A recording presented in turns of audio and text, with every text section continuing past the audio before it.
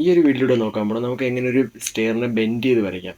കഴിഞ്ഞ വീഡിയോയിൽ നമ്മൾ നോക്കിയിട്ടുള്ള എല്ലാം ഒരു സ്ട്രെയിറ്റ് ആയിട്ടുള്ളൊരു സ്റ്റെയറാണ്. പക്ഷേ ആ ഒരു സ്റ്റെയറിനെ തന്നെ നമുക്ക് എങ്ങനെ ബെൻഡ് ചെയ്ത് വരയ്ക്കാം, അതുപോലെ തന്നെ പല സൈഡുകളിലേക്കായിട്ട് വരയ്ക്കേണ്ട ഒരു സാഹചര്യം നമുക്ക് വരും.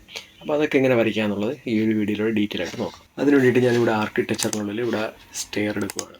ഓക്കെ, സ്റ്റെയർ എടുത്തതിന് ശേഷം ഞാനിവിടെ സ്ട്രെയിറ്റ് ആയിട്ടുള്ളൊരു സ്റ്റെയർ വരയ്ക്കാൻ വേണ്ടിയിട്ടുള്ള ടൂൾ ഉപയോഗിച്ചുകൊണ്ടൊരു സ്റ്റെയർ വരയ്ക്കുകയാണ്. ഓക്കെ, ഞാനിവിടെ തിക്നെസ് എല്ലാം സെയിം തന്നെയാണ്. ഇവിടെ ഡിഫോൾട്ടായിട്ട് വന്നിട്ടുള്ള എന്തൊക്കെയാണോ അത് തന്നെയാണ് ഇവിടെ കൊടുത്തിരിക്കുന്നത്. ഓക്കെ, അത് കഴിഞ്ഞിട്ട് ഞാനിവിടെ ഇപ്പോൾ ഒരു സ്റ്റെയർ വരയ്ക്കുകയാണ്. ഇവിടെ സ്റ്റെയർ വരയ്ക്കപ്പോൾ നമുക്കൊരു കൗണ്ട് ഇവിടെ കാണിച്ചിരുന്നുണ്ട്. ഇവിടെ നോക്കിയറിയാം, ഓരോ റേസർ വരുന്നതനുസരിച്ചിട്ട് അതിൻ്റെ കൗണ്ട് മാറുന്നുണ്ട്. ടോട്ടൽ എത്രയുണ്ട്, ബാക്കി എത്രയുണ്ടെന്നുള്ള ഇവിടെ കാണിക്കുന്നുണ്ട്. നമ്മളിപ്പോൾ വരയ്ക്കുന്നതിന് മുന്നേ നോക്കിക്കഴിഞ്ഞാൽ ടോട്ടൽ 22 റേസറാണ് ഇനി വരയ്ക്കാനുള്ളത്. കാരണം ഒരു റേസർ നമ്മൾ വരച്ചു. ഇവിടെ നമുക്ക് പറയാം, ഇവിടെ ടോട്ടൽ 23 റേസർ നമുക്ക് വരയ്ക്കാനായിട്ട് സാധിക്കും. ഞാനിവിടെ ഒരു 5 സ്റ്റെപ്പ് വരയ്ക്കുകയാണ്.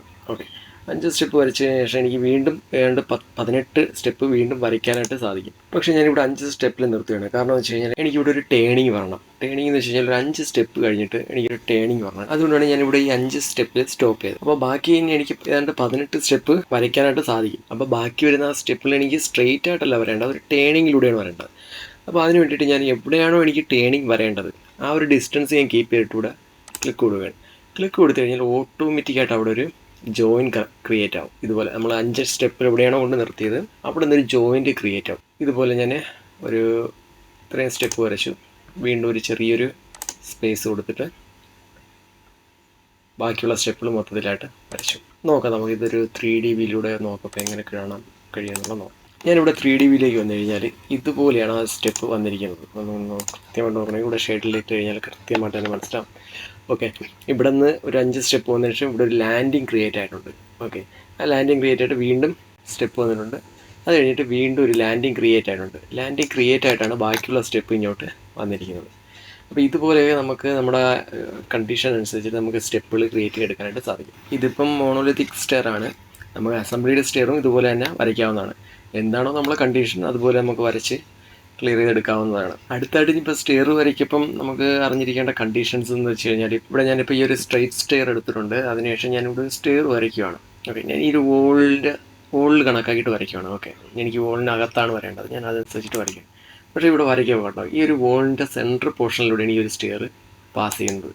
അപ്പോൾ ഇത് ഒഴിവാക്കാൻ വേണ്ടിയിട്ട് നമുക്ക് കണ്ടീഷൻസ് കൊടുക്കാനായിട്ട് സാധിക്കും. ഓക്കെ, ഞാനിതിപ്പോൾ ഡിലീറ്റ് ചെയ്യുകയാണ്. എന്താണ് കണ്ടീഷൻ എന്ന് വെച്ച് കഴിഞ്ഞാൽ നോക്കാം. ഞാനിവിടെ സ്റ്റെയർ എടുത്തതിന് ശേഷം ഇവിടെ ലൊക്കേഷൻ ലൈൻ എന്ന് പറയുന്നൊരു ഓപ്ഷൻ ഉണ്ട്.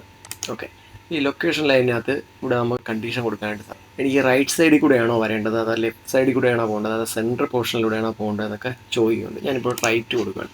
ഇവിടെ റൈറ്റ് കൊടുത്തിട്ട് ഈ വോളിൻ്റെ സൈഡിൽ കൂടെ വന്നു കഴിഞ്ഞാൽ ഇത് റൈറ്റ് സൈഡിലേക്ക് പോകും. ഇങ്ങോട്ട് വരികയാണെങ്കിൽ ഓക്കെ, ഇപ്പം റൈറ്റ് സൈഡിൽ തന്നെ വരും. അല്ലെങ്കിൽ ഈ ഒരു വോളിനകത്ത് തന്നെ ഈ ഒരു സ്റ്റെയർ വരും. പക്ഷേ എനിക്കിപ്പോൾ ഇങ്ങോട്ടാണ് വരയ്ക്കേണ്ടത്. അപ്പോൾ ലെഫ്റ്റ് സൈഡിൽ കൂടെയാണ് ഈ ഒരു സ്റ്റെയർ പോകേണ്ടത്. അപ്പോൾ ലെഫ്റ്റ് സെലക്ട് ചെയ്ത് കൊടുത്താൽ മതി. ലെഫ്റ്റ് സെലക്ട് ചെയ്ത് കഴിഞ്ഞാൽ ഇതുപോലെ ഇരിക്കും.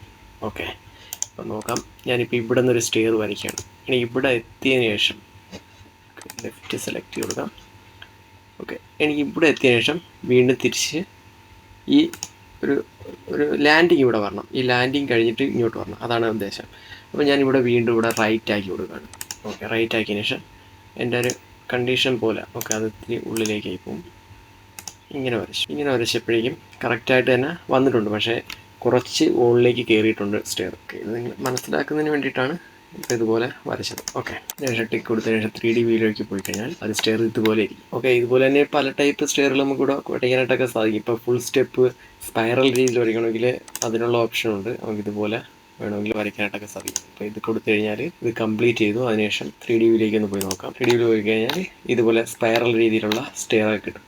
അപ്പോൾ ഇതൊക്കെ നമ്മളെ കണ്ടീഷൻ അനുസരിച്ചിട്ടൊക്കെ അപ്പോൾ ഇത് കൃത്യമായിട്ട് കൊടുക്കാനായിട്ടൊക്കെ സാധിക്കും. അത് കഴിഞ്ഞിട്ട് പല ടൈപ്പ് സ്റ്റെയറുകൾ കൂടെ ഉണ്ട്, അതൊക്കെ നമുക്ക് ഉപയോഗിക്കാവുന്നതാണ്. അങ്ങനെ പല ടൈപ്പ് സ്റ്റെയറുകളൊക്കെ ഉണ്ട്, അതൊക്കെ ഓരോന്നായിട്ട് നോക്കാവുന്നതാണ്.